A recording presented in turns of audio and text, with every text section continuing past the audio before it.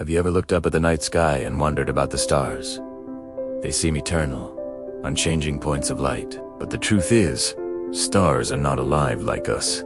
But they do have a life cycle. They are born, they change over time, and eventually, they die. This whole process is called the life cycle of a star, and it all depends on one key factor: a star's size, or its mass. So, let's journey through the cosmos and explore how stars live and die in spectacular ways. Every single star in the universe begins its life inside a nebula. A nebula is a gigantic, beautiful cloud of gas and dust floating in space. Over millions of years, gravity starts to work its magic, pulling clumps of this gas and dust together. As these clumps get bigger and denser, the pressure and temperature at the center begin to skyrocket. This glowing baby star is called a protostar. When the core gets incredibly hot, reaching millions of degrees, something amazing happens.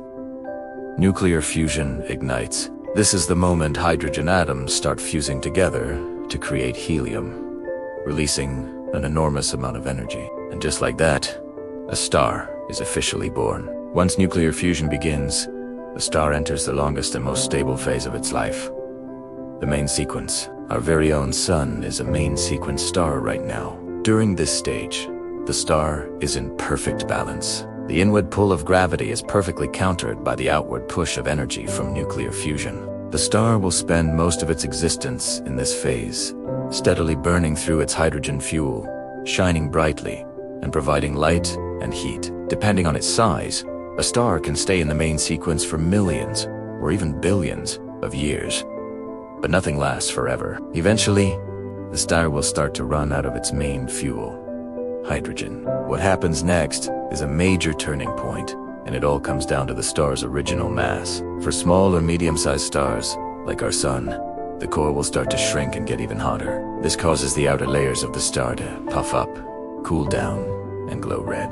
The star has now become a red giant. Now, if the star was much, much bigger to begin with, it follows a similar but more extreme path. It will swell up to an even more enormous size, becoming what we call a red supergiant. These massive stars burn through their fuel incredibly fast, meaning their lives are much shorter and more dramatic. So, how does it all end for a smaller star like our sun? After its time as a red giant, its outer layers will gently drift away into space. This creates a stunningly beautiful, expanding shell of gas called a planetary nebula. Don't let the name fool you. It has nothing to do with planets. What's left behind at the center is the star's superdense core, now called a white dwarf.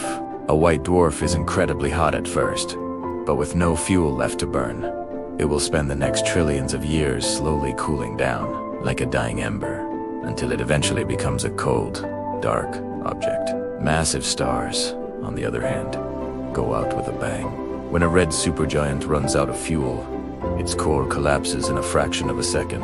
This triggers a cataclysmic explosion known as a supernova. A supernova is one of the most powerful events in the universe, briefly outshining an entire galaxy. What remains after this incredible explosion depends on the star's initial size. It can become a neutron star, an object so dense that a single teaspoon of it would weigh billions of tons.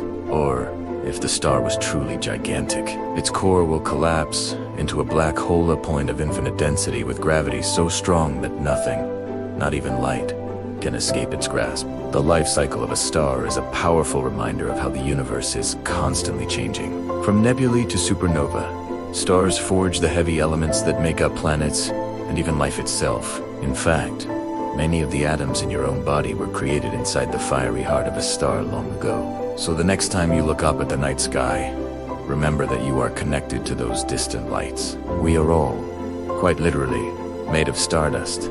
Thanks for watching, and don't forget to subscribe for more cosmic adventures.